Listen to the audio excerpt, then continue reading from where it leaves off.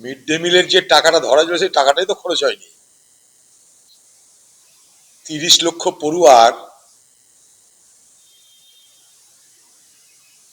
নামের কোনো সন্ধান নাই। মিড ডে মিল নামে হঠাৎ করে বাংলার মুখ্যমন্ত্রী মমতা ব্যানার্জি ভোটের আগে আপেল ডিম সব খাওয়াতে ময়দানে নেমে গেল। যে টাকাগুলো খরচা করতে না পেরে বেঁচে গেছিল, সেই বেঁচে যাওয়া টাকা থেকে বাচ্চাদের ভোটের আগে ঘুষ দেওয়া, মানে তাদের মাধ্যমে তাদের পরিবারকে ঘুষ দেওয়া। যে দেখো আমি আপেল খাওয়াচ্ছি, নাশপাতি খাওয়াচ্ছি, ডিম খাওয়াচ্ছি, এতদিন খাওয়াইনি কেন?